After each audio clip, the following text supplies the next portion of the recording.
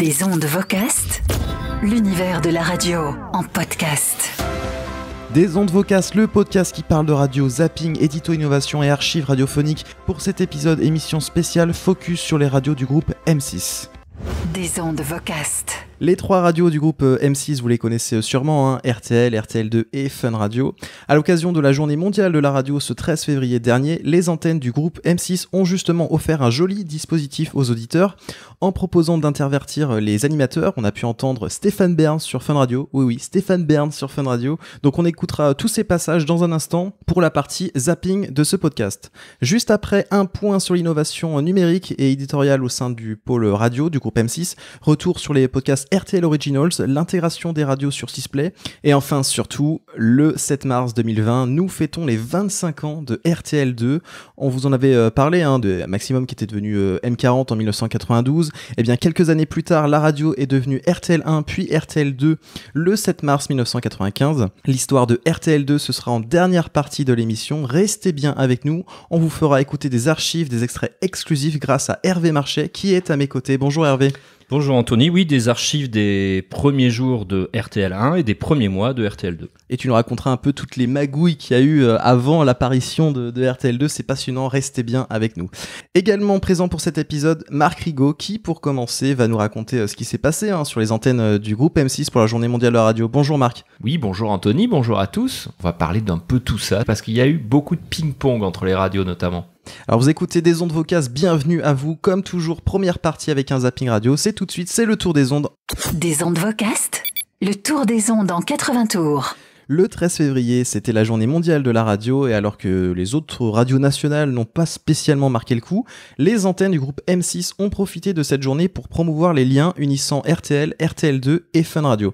Différents animateurs et animatrices se sont invités sur les autres radios du groupe et c'était très sympa. Et à commencer par Bruno Guillon, matinalier de Fun Radio qui est intervenu à 5h25 sur RTL Petit Matin. Écoutez. On va quand même expliquer à nos auditeurs pourquoi Bruno Guillon est venu nous faire un petit coucou. Il s'est pas trompé d'étage ce matin, il s'est pas trompé d'étage. C'est aujourd'hui la journée mondiale de la radio. Exactement. Et donc, on a décidé de venir se faire des petits coucous. On appelle ça des crossovers dans les séries télé. C'est un crossover donc que Bruno Guillon est venu faire ce matin. Un petit coucou, non mais surtout vous remercier parce que voilà, je suis animateur de radio aussi, mais à partir de 6h et avant pour me réveiller, j'ai besoin de radio et je vous écoute tous les matins. Donc il y a un petit côté familial. Moi j'ai plaisir à venir ici parce que j'entends et vos sourires et vos coups de cœur et vos coups de gueule et vos disques et le boulard d'Arthur quand il est programme. Enfin, j'entends tout ça et je participe et c'est pour vous dire aussi à vous qui êtes au matin tous les matins sur RTL l'importance que vous avez pour les gens qui se réveillent. Je suis tout nu dans ma douche tous les jours quand vous prenez le micro. La radio pareil, on imagine. Non, Bruno dont les studios sont en fait 2 étages au-dessus de Exactement, on est au 3e. Nous, quand il y a un peu de soleil, on le voit. Et qui tous les vendredis matins invite un DJ pour mixer. Et qui fait du bruit. Oui, je sais. Partout, et nous on est en train de travailler et on l'entend. Mais bien sûr, c'est ça. Mais passez parce qu'il y a un bar aussi qui est fait tous les matins. Dire plus tôt, voilà, exactement. Un avant-goût de la soirée dès 9h du matin. Je sais comment vous séduire. Merci d'être venu nous faire un petit coucou Bruno. Merci à vous, bonne fin d'émission. Merci à vous. Alors bon, Bruno Guillon qui est pas spécialement un inconnu pour les auditeurs de RTL puisqu'il anime le grand studio RTL Humour un samedi par mois. Et puis à 8h45 sur Fun Radio, Bruno Guillon recevait Grégory Hacher, présentateur de la matinale Le Double Expresso sur RTL2. Et c'était très surprenant d'entendre Grégory Hacher sur Fun. Ouais, j'avoue, Bruno Guillon et lui se sont confrontés au fameux jeu des 30 secondes. Le fameux jeu des 30 secondes sur Fun Radio, écoutez. Bruno dans la radio, chaque matin, c'est plus de 15 personnes qui travaillent pour votre réveil. Oui, je sais, vous allez me dire, ça s'entend pas forcément. Mais imaginez s'ils étaient moins. Bruno dans la radio, 6h-9h. Sur Fun Radio. 8h32, bon réveil les copains, jeudi aujourd'hui, nous sommes le 13 février. Est-ce qu'on peut envoyer le jingle d'un copain à nous qui est dans le studio ? 6h-9h. Le double expresso RTL2. Ah voilà. Il y a du riff de guitare. Mais alors, dis donc, et pendant que t'es avec moi sur Fun Radio, Greg Hacher les amis, applaudissements pour Greg Hacher. Qui cartonne tous les matins sur RTL2. Pendant que t'es là, il se passe quoi là-bas, il y a des... j'ai ma Juju qui bosse. Ah très bien. Et j'ai mis Jonathan O'Donnell au boulot aussi. Très bien. Et on va voir, ouverture d'esprit. Ouais. Hop, t'arrives sur Fun Radio, c'est quoi le titre qui suit là ? Ouais, bien sûr. C'est DJ Frank Snapper. C'est lui, bien Et il est à la Fun Radio Experience. Tu mets trompette, non ? Il y était l'année dernière. Ouais. Ça va arriver sur Fun Radio, mais Greg, tu restes avec nous, tu vas jouer. Fun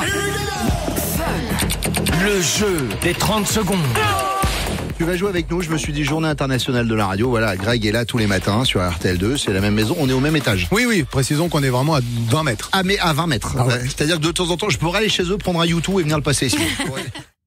On sent quand même la complicité entre les animateurs des différentes antennes. Ah ouais, complètement. Et alors, justement, nouveau crossover entre Grégory Hacher et Christina, la co-animatrice de la matinale de Fun Radio. On pouvait l'entendre sur RTL2 cette fois-ci à 6h36. Ouais, voilà, 2 heures plus tôt, il y avait Exactement. Christina qui allait sur RTL2. On écoute ça. Le double expresso RTL2, le winner du jour. Alors Justine, elle a été créée en 2012 par l'UNESCO. Je ne parle pas de notre invité, je parle évidemment de la journée mondiale de la radio. Hein. Ah, il est sympa. Christina, bonjour. Bonjour, applaudissements pour Je suis contente d'être avec vous. Bonjour Greg, bonjour Justine. Bonjour à toi, Christina, qui travaille avec Bruno dans la radio sur Fun Radio. Hein. Et aujourd'hui, c'est la journée mondiale de la radio. Alors du coup, on s'amuse dans le groupe M6 à bousculer les codes. C'est-à-dire qu'on va chez les copains d'RTL, chez les copains de Fun Radio. Toi, tu iras tout à l'heure, oui, voilà, c'est ça. Oui. Là, c'est toi qui viens chez nous pour un winner du jour. Exactement, et je suis ravie de parler dans le micro d'RTL2. T'as vu, t'as une grosse voix. Exactement. Et mon petit winner, il nous emmène à Dijon. On va parler des élections municipales, mais ça va pas être chiant, vous allez voir. Alors oui, donc cette fois-ci, Christina a carrément fait une chronique sur RTL2. Tout à fait. Alors Christina Guilloton qui déclare sur son LinkedIn être également coordinatrice artistique de Finger in the Prod. Est-ce que vous savez ce que c'est Finger in the Prod ? Pas du tout. C'est la boîte de prod de Bruno Guillon. Sur Twitter, elle indique y être même directrice de production pour la matinale Bruno dans la radio et le Vacher Time. Et puis ceux qui commencent à me connaître et qui écoutent des Ondes depuis quelques mois, voilà, le savent que j'apprécie particulièrement le Vacher Time l'après-midi sur Fun Radio. Mais bon, je précise quand même que ça pourrait être vraiment mieux en remplaçant Greg Romano et le nouveau venu, même Nico, qui est arrivé en janvier. Voilà, je pense qu'on pourrait le remplacer par d'autres personnes pour vraiment mieux compléter l'humour de Vacher que j'adore. Bon, et est-ce que tu as entendu Justine Salmon de RTL2 au cours de l'émission du 13 février justement ? C'était une belle surprise d'entendre ça. Et puis nous aussi on a un cadeau aujourd'hui dans le studio. Elle parle pas depuis tout à l'heure, pourquoi ? Parce que c'est la journée mondiale de la radio. Et on s'échange un peu d'animateurs radio. On fait de l'échangisme. Voilà, Bruno, par exemple, ce matin, Bruno dans la radio, il était chez RTL, chez Julien Courbet. Dans Bruno dans la radio, il y avait Grégory Hacher du morning d'RTL2. Ouais, du double expresso. Du double expresso. Et moi, je me disais, il y a quelqu'un qu'on aime bien dans le double expresso. Non pas qu'on n'aime pas Greg, mais c'est sa co-animatrice Justine. Bah oui. Elle est avec nous, elle vient passer un petit moment, ça va Justine ? Salut les fratés. Coucou. Bonjour. Alors ça fait quoi d'être sur Fun Radio, la radio des jeunes quoi ? C'est hyper excitant, j'ai perdu 10 ans. Est-ce que tu veux un petit verre d'Ice Tea ? Ça me fait plaisir. Je préfère l'orangina. Et une clope en chocolat. Oh là là, non, parce que moi je la connais très bien Justine et c'est pas l'orangina qu'elle préfère. Ah ouais. On se calme. On a fait beaucoup de soirées ensemble. Ouais, c'est vrai que vous vous connaissez très bien et ça Ouais. donnera peut-être lieu à des anecdotes gênantes. C'est même sûr à mon avis. Mais bon. Justine, tu restes avec nous. On parle ici de la vie, de l'actu et tout. Dès que t'as un truc à dire, paf, t'as le droit. Dans la limite du raisonnable, hein, Justine. Parce qu'on prends. On se connaît un petit peu. Et le seul truc ici, c'est que je vous écoute de temps en temps. Faut pas le dire fort. Et des fois, je vous écoute le matin. Et j'ai vu que vous voyez à l'antenne. Ah, mais entre nous, non, on vous voit les auditeurs. Les auditeurs, vous voyez. C'est vrai. Alors, les auditeurs ici, on les appelle macouilles. Je vais prendre le pli. Comme ça, mets-toi dans l'ambiance. J'ai hâte de l'entendre dire ça. Pour l'instant, ma petite burniche, Félix Jen est là. Close your eyes. C'est comme ça, c'est à la cool, on est détendu. Trop ? Oui, on me dit trop, d'accord, on va remettre le curseur vers le milieu, pardon. Pardon maman, pardon papa et pardon tout le monde. C'est bon, je me recalme. J'ai voulu faire l'intéressant devant ma copine. Ça donne envie d'écouter quand même, c'est sympa ce moment. C'est super sympa justement. Et tu vois, et Justine Salmon qui a travaillé justement pour Fun Radio pendant 10 ans, de 2006 à 2016. Donc c'était un petit peu un revival. D'abord, elle a été journaliste à Fun Radio Atlantique. Ah mais comme Anso. Tout à fait. Ouais, tout et à comme fait. Christina Guilloton. Et même Christina, ouais, c'est vrai. Fun Radio Nantes. Et elle a co-animé le Morning Dance Floor pendant 3 étés, de 2010 à 2012. C'est avec Jay, c'est ça? Avec Jay. Ouais, avec Jay. Et ensuite, elle est partie sur RTL2. Elle était journaliste et chroniqueuse pour la matinale de Bruno Guillon et même coordinatrice de rédaction locale et nationale. Alors pour revenir au crossover à l'occasion de la journée mondiale de la radio, il n'empêche que franchement le moment le plus mythique dans tout ça, c'était quand même le passage de Stéphane Bern sur Fun Radio. Alors je suis complètement d'accord avec toi. C'était hyper surprenant, tellement décalé. Et ce passage entre celui qui officie du lundi au vendredi de 11h à 12h30 pour À la bonne heure sur RTL, alors l'entendre avec Armin van Buuren, au fond, c'était limite anachronique. Ouais, anachronique, ouais, tu l'as dit. Et aujourd'hui, c'est la journée mondiale de la radio. La radio, c'est une grande famille et j'ai le plaisir d'accueillir Stéphane Bern. Salut Stéphane. Salut. Ça va bien? Super bien. On te retrouve tous les jours, du lundi au vendredi à 11h sur RTL. Oui, et aujourd'hui sur Fun Radio. C'est la classe, ça, quand même. Ouais, je trouve aussi. Ça te dit d'être animateur Fun Radio pour la première fois aujourd'hui? Est-ce que je peux faire un essai? Oui, vas-y. Très bien. Bonjour, non plutôt, bonjour, ça fait un peu old school. Salut, c'est Stéphane Bern sur Fun Radio. Pour la journée mondiale de la radio, je vous offre 1 000 € avec le double fun. Pas mal. Vous avez juste à m'appeler au 3228 dès que je vous mixe Félix Gene et Armin van Buuren à la suite. Bonne chance à vous, Armin van Buuren. Premier son du double fun, c'est maintenant sur Fun Radio. Je t'engage dès demain. Bravo. Merci. Franchement, c'est quand même énorme. Ouais, j'espère qu'on le réentendra comme ça plusieurs fois. C'était fantastique. C'était mon moment préféré de cet événement. Vraiment, Stéphane Bern sur Fun Radio, c'était vers 10h40. C'était juste invraisemblable. En tout cas, voilà. Merci Marc pour ce zapping particulier avec des surprises comme ça qu'on aimerait entendre vraiment plus souvent. Je suis complètement d'accord. Je tiens à dire que vraiment, au sein des émissions, les radios du groupe M6 ont parlé de la journée mondiale de la radio. Hein. C'était par exemple le thème de la chronique de Cyprien Signy pour le surf de l'info sur RTL.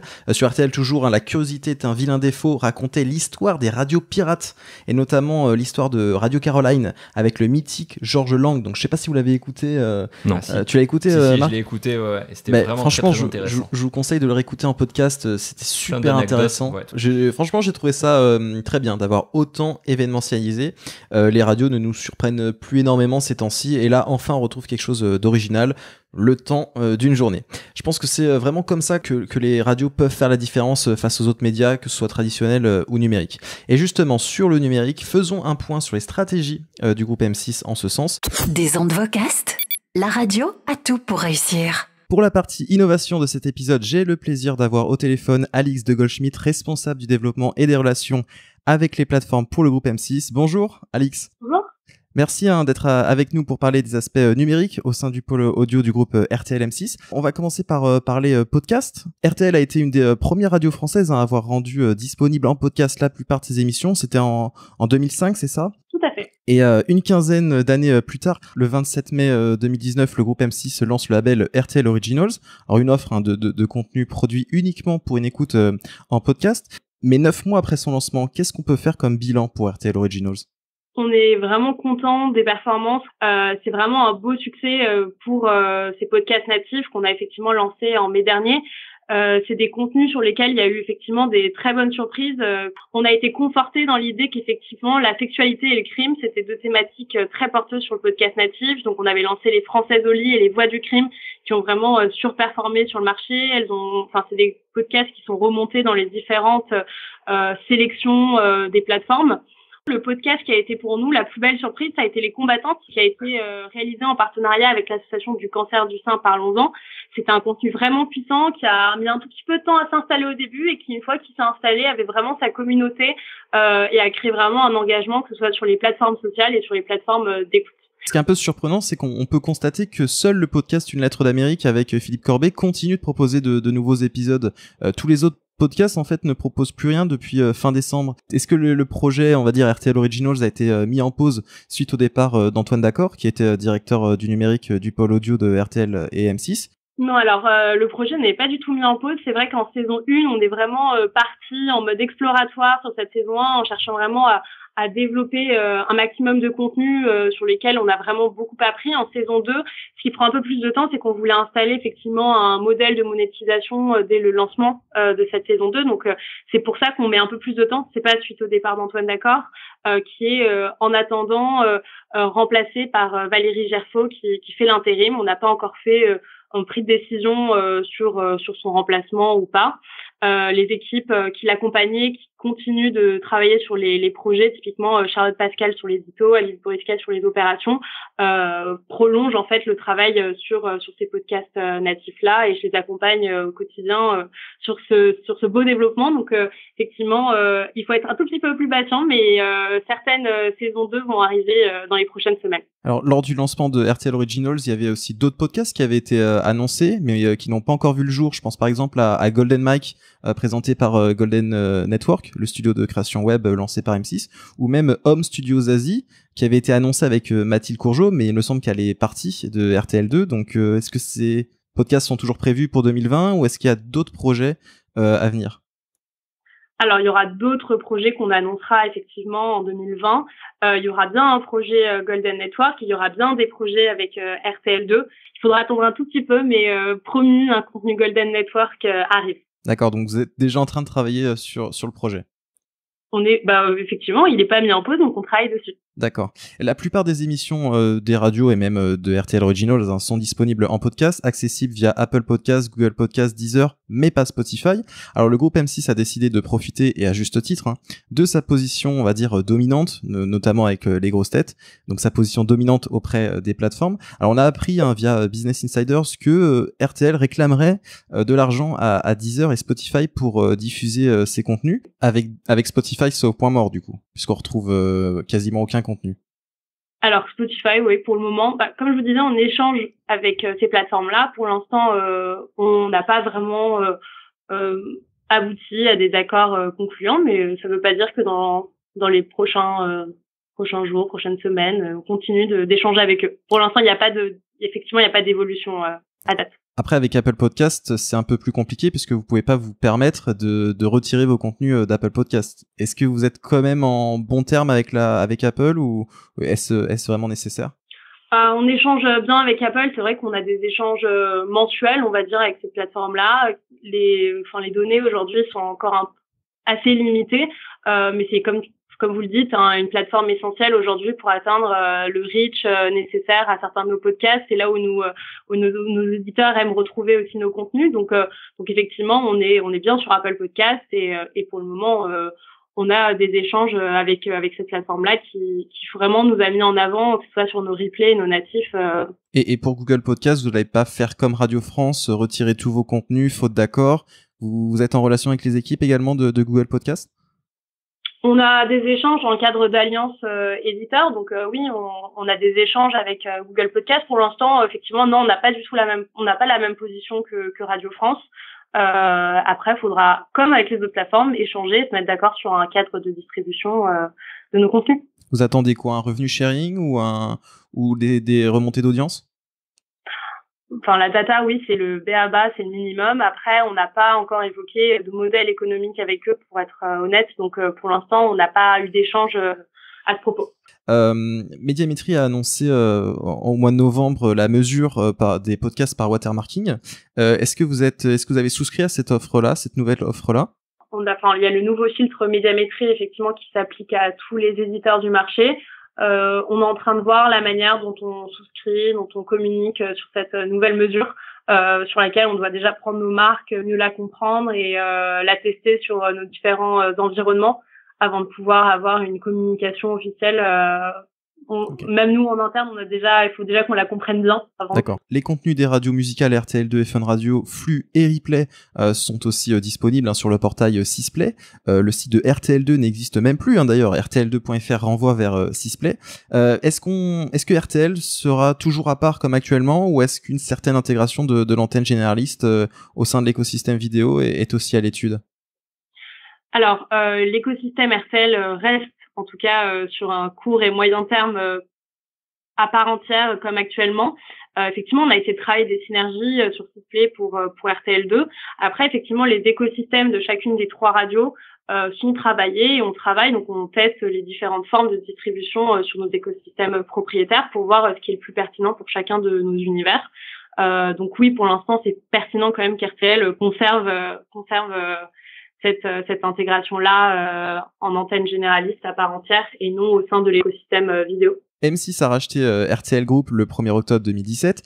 Les équipes du numérique et particulièrement de l'innovation dont vous faites partie ont-elles fusionné ou y a-t-il toujours un pôle dédié aux radios et un autre pour les antennes télé ?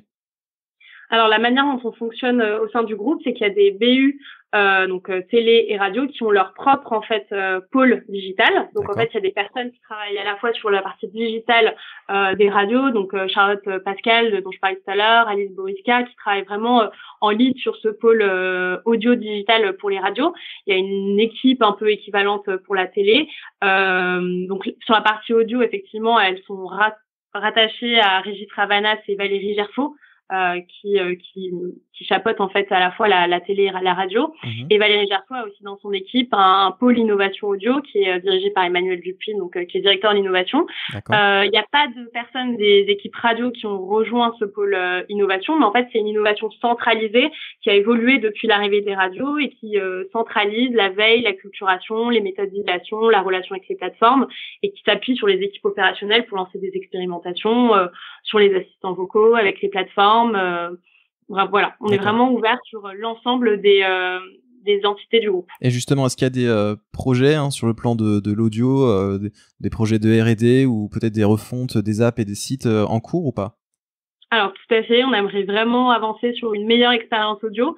On travaille continuellement sur nos apps et sites, donc effectivement on va vers cette meilleure expérience-là en travaillant à la fois l'interactivité, des nouveaux sons, donc l'innovation sur la manière dont on délivre nos contenus à nos auditeurs, avec en parallèle des développements d'opportunités avec les nouveaux acteurs du marché. Il va y avoir des améliorations sur l'ensemble des devices sur lesquels vous pourrez avoir accès à nos contenus. Parce que moi, en tant qu'auditeur, ce qui est assez frustrant sur beaucoup de sites, vous n'êtes pas les seuls, mais c'est Dailymotion. C'est vrai que l'expérience utilisateur avec Dailymotion est de plus en plus mauvaise. Alors, pour le moment, effectivement, on retravaille notre player pour qu'il soit effectivement qui propose une meilleure expérience en streaming audio. Donc, il n'y a pas eu de décision tranchée à ce sujet-là. Pour le moment, effectivement, Dailymotion, c'est un moyen pratique pour hyper distribuer nos contenus et avoir quelque chose, enfin un endroit où héberger nos contenus audio qui pouvait être aussi proposé en expérience vidéo. Effectivement, on va vers un player peut-être un peu plus intuitif et une meilleure expérience sur le streaming audio. Mais pour l'instant, rien n'a été tranché par rapport à ce player Dailymotion et je suis désolée qu'il me convienne pas tout à fait. En fait, c'est pas ça, c'est que je suis assez surpris que sur Sisplay, il y ait le live vidéo, par exemple, de RTL2 et de Fun Radio, et que ce live vidéo de Sisplay, on le retrouve pas sur funradio.fr. Pourquoi on a deux flux vidéo différents sur deux plateformes différentes et même pour l'agrégation des stats et tout, j'étais assez surpris. C'est pour ça que je vous pose cette question. Oui, je comprends. C'est une question légitime et on travaille tous les jours justement à travailler une meilleure manière ce player, mais effectivement, ce sera pas le player Sisplay qui sera intégré sur nos différents sites pour des raisons techniques et d'expérience en fait. Bon, en tout cas, merci d'avoir accepté l'invitation. Vos interventions étaient vraiment très intéressantes. Vous qui nous écoutez, si vous voulez en savoir plus sur les initiatives numériques des radios du groupe M6, vous pouvez retrouver un édito complet sur le podcast des ondes Vocast Premium. Rendez-vous sur premium.vocast.fr. Juste avant de se quitter, Alix, RTL2 a organisé en décembre dernier un concert retransmis sur W9 pour ses 25 ans. Cependant, les 25 ans de RTL2, réellement, c'est le 7 mars. Est-ce qu'il va y avoir quelque chose de prévu pour cette date-là? Il y a des événements prévus tout au long de l'année concernant les 25 ans effectivement d'RTL2. Très bien alors. En tout cas, on va revenir sur l'histoire de RTL2 avec Hervé Marché qui a compilé de nombreux extraits d'époque. On passe tout de suite aux archives des ondes Vocast. Des ondes Vocast, les archives. Avant de s'appeler officiellement RTL2, le 7 mars 1995, la radio orientée pop-rock a eu bien d'autres vies, Aventure FM, Maximum, puis M40 et RTL1. Aujourd'hui, RTL2, c'est une station de radio nationale disposant de 17 antennes locales. Hervé Marché du site Transistor est là pour nous raconter l'histoire de RTL2. Oui, et je vous propose de surtout revenir sur la naissance chaotique de la radio et ses premières années qui ont été assez instables au niveau programmation. On va tout d'abord revenir à la fin de l'année 1994. À l'époque, le réseau M40 stagne autour des 2 points d'audience, malgré ses 3 années d'existence, ses 80 fréquences et ses formats successifs. On a eu un format 100% nouveauté au départ, avec beaucoup d'animation, puis ensuite ça a été les tubes des années 90, avec assez peu de paroles. Alors, ce qu'il faut dire, c'est que M40, c'était la fusion entre Métropolis et Maximum. L'idée de départ de M40, c'est-à-dire une radio plutôt positionné sur les nouveaux talents et la scène musicale française, n'a pas pris auprès forcément des auditeurs de Maximum et ensuite auprès du grand public susceptible de s'intéresser à tout ça. Et son propriétaire, c'était c'était un géant espagnol, c'est ça? Oui, le géant des médias espagnols, Prisa. Grand groupe médiatique, presse, radio, et donc en 94 il cherche à se retirer du marché radiophonique français suite à l'échec de l'expérience M40. Il cherche donc à mettre en vente ses parts, les parts qu'il détient dans M40, et à retirer son équipe dirigeante. La compagnie luxembourgeoise de télédiffusion, la CLT, déjà propriétaire à 100% de RTL et Fun Radio, souhaite alors prendre le contrôle total du réseau pour le transformer. Mais le Conseil supérieur de l'audiovisuel, le CSA, refuse l'opération le 6 janvier 95 à une forte majorité, au motif de la défense du pluralisme. Alors c'est-à-dire quoi ça? C'est pas une question de loi anti-concentration? Alors justement, la loi anti-concentration venait d'être assouplie suite à la loi Carignon en 94. Donc les grands groupes radiophoniques pouvaient détenir un troisième réseau, mais pas de participation majoritaire dans ce réseau. Donc, là, quand on parle de pluralisme, c'est justement ça en fait. Voilà. Okay. Pas de troisième réseau à 100%. Suite à ce refus du CSA, la CLT ne désarme pas et passe en force, sans autorisation préalable. Elle renomme M40 en RTL1. Elle fait évoluer le programme en diffusant davantage d'informations et en s'adressant à une cible plus adulte. Et enfin, elle s'assoit sur les engagements de la convention initiale de la station concernant le quota de chansons francophones et la promotion des jeunes talents. Elle est hors la loi en fait. Tout à fait. Donc le 18 janvier au matin, les auditeurs d'M40 se réveillent donc avec une toute nouvelle station Music & News, une nouvelle programmation musicale davantage orientée vers les 25-45 ans, de nouveaux animateurs et de nouvelles chroniques plus adultes. Le programme est identifié RTL 1. La musique qui rythme l'info, qui rythme la musique. RTL 1. RTL 1, il est 13h.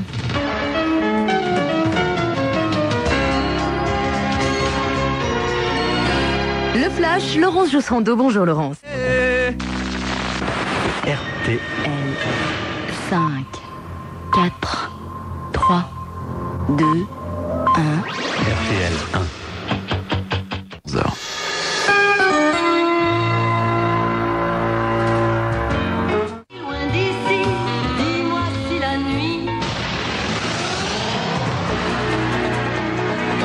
Merci d'avoir choisi RTL 1, il est 14h. RTL 1, Julien Pochet.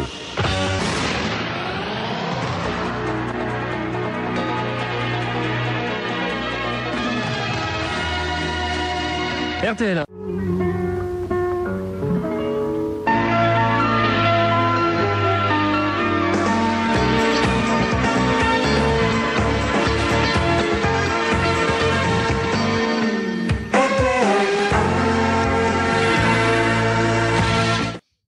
Alors extrait exclusif de RTL1 qui a vraiment pas duré longtemps, donc on trouve ça nulle part ailleurs, donc c'est tes propres cassettes ça. Oui, c'est ce que j'ai enregistré à l'époque, justement ce fameux jour de janvier 95, en entendant ce nouveau programme.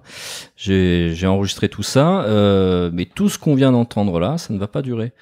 Car dès le lendemain, le CSA met en demeure la radio forcément de revenir à son ancienne appellation sous 48 heures et puis de revenir aussi à son ancien programme bien sûr.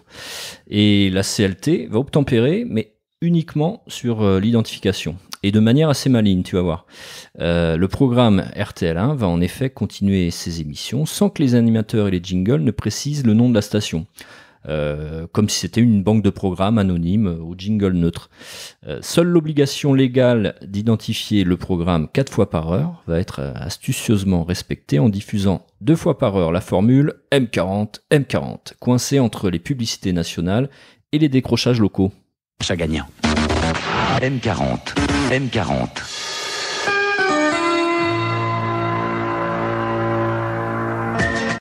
c'est vrai qu'on retrouve le même indicatif sonore, c'est juste 2 fois M40, sans rien d'autre comme habillage. Exactement. C'est fou ça quand même.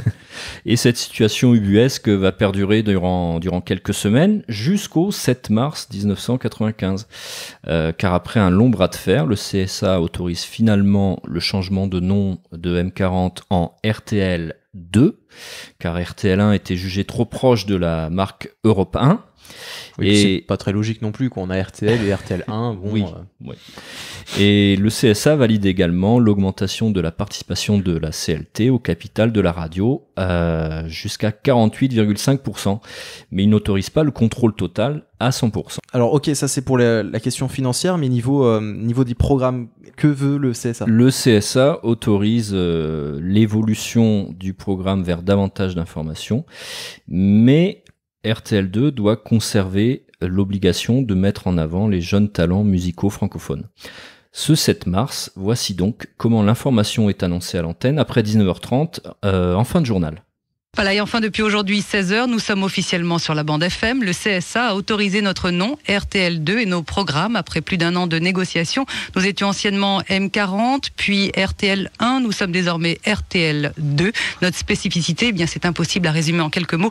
Nous nous efforcerons en tout cas de ne pas vous décevoir. Merci Valérie.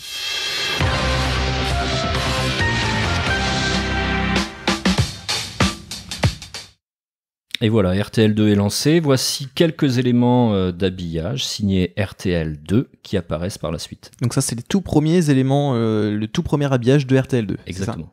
La musique qui rythme l'info, qui rythme la musique. RTL2.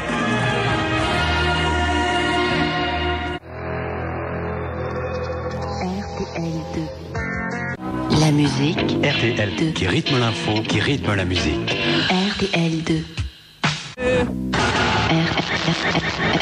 RTL2. RTL2. RTL2.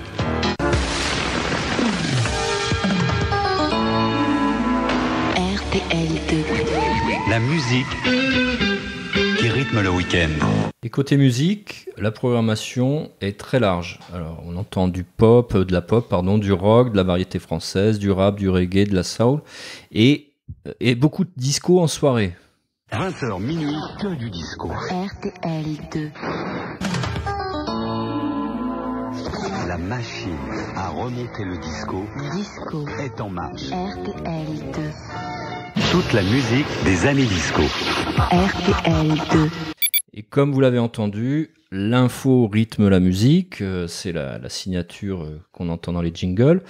On retrouve donc des flashs d'informations toutes les heures et des rubriques très variées à la demi sur l'économie, la conso, le sport, le cinéma, etc.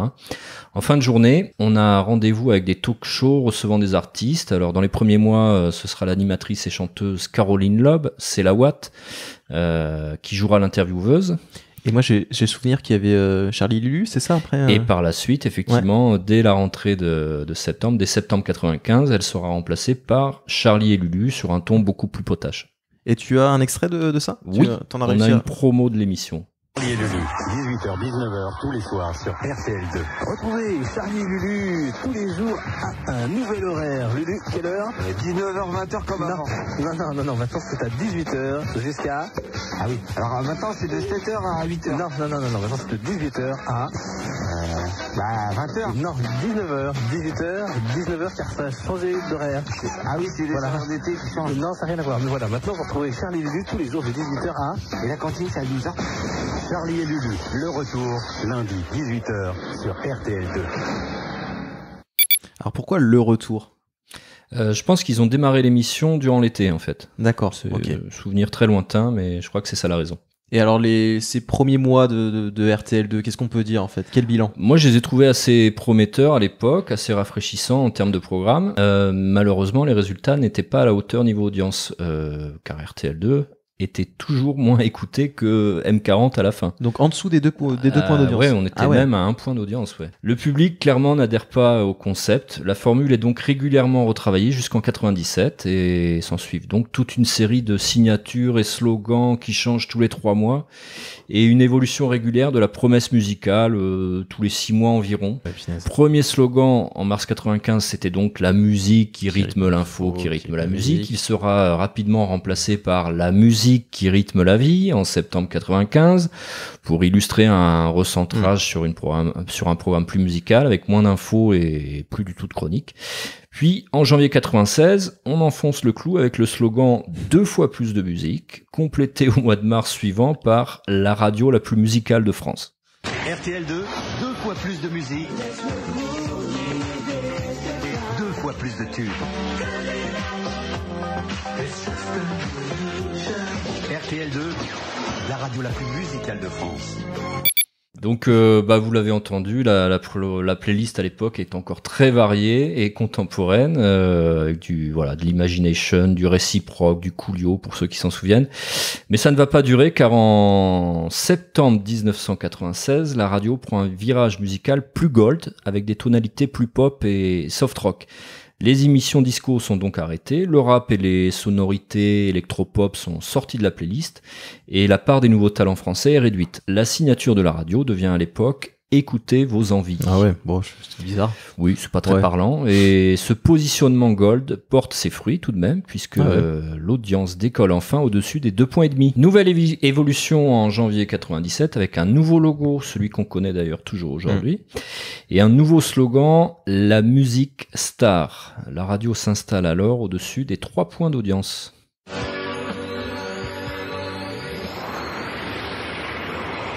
RTL2, la musique star. Passez une bonne journée, il est 14h. Puis on note petit à petit l'apparition dans les liners de la célèbre signature « Ce n'est pas de la radio, c'est de la musique ».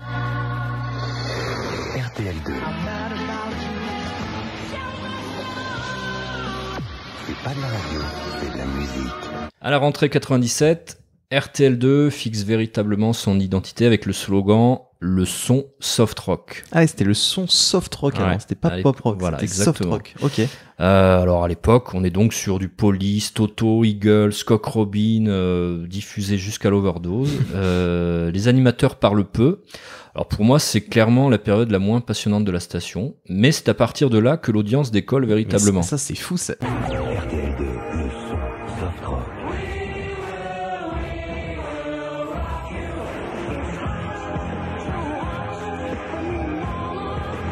RTL2, ce n'est pas de la radio, c'est de la musique. Après ses débuts agités, la radio connaît donc une bonne période de stabilité soft rock, avant que la formule ne soit rajeunie en 2001 avec des artistes rock plus contemporains et un rythme plus dynamique. Ce sera le fameux... Le son pop rock. Oui, le son pop rock. La suite de l'histoire, vous la connaissez, car depuis les fondamentaux de RTL2... Ça n'a pas bougé en fait. Quoi. Voilà, c'est un peu toujours la même chose. Les recettes imaginées il y a 20 ans sont toujours en place et les différents repères sonores n'évoluent que par petites touches. Je vais donc m'arrêter là pour l'évocation en archive de la radio et je vais souhaiter un bon anniversaire, à RTL2. Histoire passionnante en tout cas, Hervé. Puis vous qui nous écoutez, si vous avez d'autres infos, d'autres archives sur RTL2, n'hésitez pas à nous contacter, contact@vocast.fr et sur Twitter Anthony Gros, ANTHONY, GOU2RAUD. Et ton Twitter, Hervé? Le Transistor. Transistor-bas. C'est la fin de cet épisode des Ondes Vocast, le podcast sur la radio. En voix off, Estelle Hubert. Et la musique utilisée pour l'habillage sonore, c'est Rob It's a Blast. La BO de Radio Star, bien sûr. Tous les liens pour nous écouter sont à retrouver sur notre site web vocast.fr. Prochain épisode début avril 2020. Pour être sûr d'être notifié lors de la publication de la nouvelle émission, il suffit de vous abonner au podcast des Ondes Vocast sur votre application de podcast préférée, Apple Podcasts, Spotify, Deezer. Et surtout, merci à vous d'être de plus en plus nombreux à nous écouter. Et à très bientôt. Ciao. Des Ondes Vocast.